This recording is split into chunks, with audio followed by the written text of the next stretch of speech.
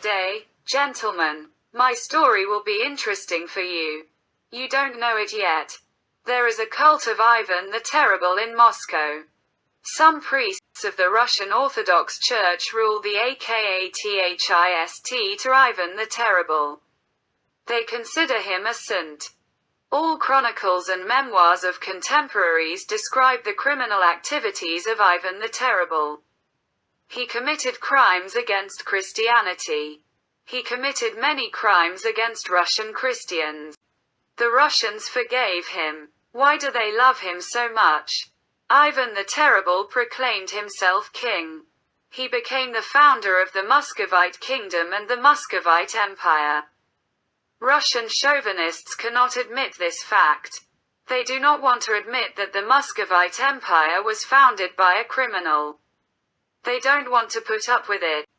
Russian chauvinists announced that Ivan the Terrible was chosen by God. They said he was a saint. Why? This seems strange. What are the legal foundations of the Russian Empire based on? They are based on a forgery. It is not beneficial for Russian chauvinists to remember this. The cult of Ivan the Terrible is the shame of the clerical wing of Russian chauvinists. I will not tell much about the crimes of this king. You can talk about these crimes for hours. I will say only one thing. The Russian kingdom is based on the usurpation of the royal title. Only certain historians know about this usurpation. So, this will be news to you. Every tree has its root. And every phenomenon has its own reason. The reason for the appearance of the Muscovite Empire was a forgery. This forgery was written by the usurper Metropolitan Spiridon Sava. His nickname was Satan. In 1475 he went to Constantinople. Here he bribed the local patriarch. The patriarch committed the sin of simony. He ordained an adventurer for money. The Grand Duke of Lithuania imprisoned Spiridon Sava. In 1480, the metropolitan usurper fled and moved to Moscow. Prince Ivan III of Moscow deprived him of his freedom in the Ferapont monastery. Chronicles write about his nickname, Satan. Official documents of the time also called him that. Metropolitan Satan wanted to please the Moscow prince. He made up his pedigree. This forgery claims that the alleged Roman Emperor Octavian Augustus was the ancestor of the Moscow prince. This letter has been preserved. It has a scientific name. Essay on the Crown of Monomachus. Ivan III did not pay attention to this. In 1530, the grandson of Ivan III was born. It was Ivan the Terrible. In 1547, 17-year-old Prince Ivan the Terrible proclaimed himself king. Foreign ambassadors were handed the text of the forgery. This forgery was written by Metropolitan Satan a long time ago. Not all monarchs believed this forgery. Then Tsar Ivan the Terrible ordered to make a new forgery. This forgery is the same in its content. It is called the Graded Book. Queen Elizabeth of England believed the forgery. That's why she wanted to marry him. But an accident happened. English contemporary Gorsey tells about it. Russian ambassador Sylvester returned from England. He brought letters from Queen Elizabeth. Sylvester was in the house during the storm. Ball lightning flew into the house. She killed Sylvester. The house burned down. Queen Elizabeth's letters were burned. Before you is a geographical map of the Dutch cartographer Ortelius. This map was printed in 1574.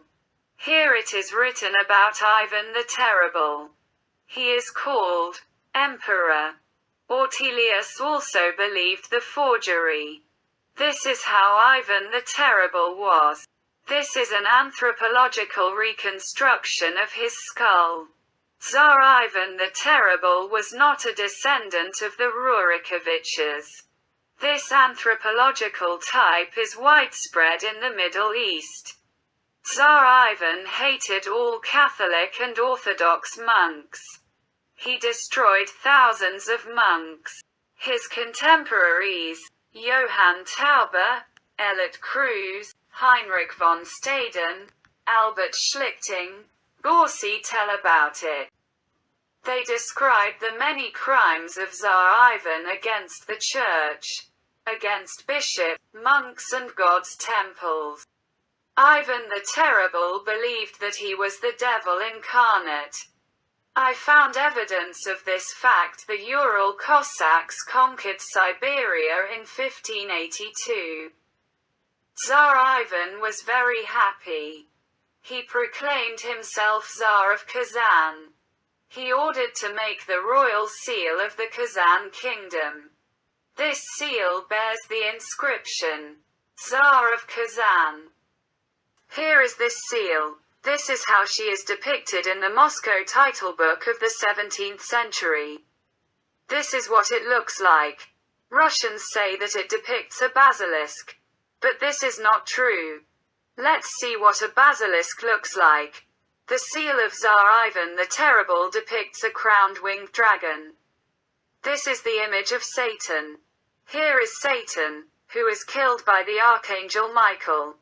Here is the devil dragon that Saint George kills. The snake on the seal is a copy of Raphael's painting, Saint George. In this painting, Saint George is killing a snake. Here is a snake without a crown. On the seal, the snake wears a crown on its head. This snake is Tsar Ivan the Terrible of Kazan. On the coat of arms of Russia, Saint George is also killing a snake. It is very symbolic. This is a prophecy about the future demise of the Russian state. The coat of arms of Russia is such a prophecy. This state is an empire. This empire was founded by Tsar Ivan the Terrible. The dragon is a symbol of Ivan the Terrible. The dragon is a symbol of the Russian Empire. Symbols rule the world, gentlemen. The root of the Muscovite kingdom is a forgery. This forgery was created by a metropolitan nicknamed Satan. The founder of this kingdom wanted to see Satan in himself. Therefore, the fruits of this kingdom are bad. Every tree that does not bear good fruit is cut down and thrown into the fire.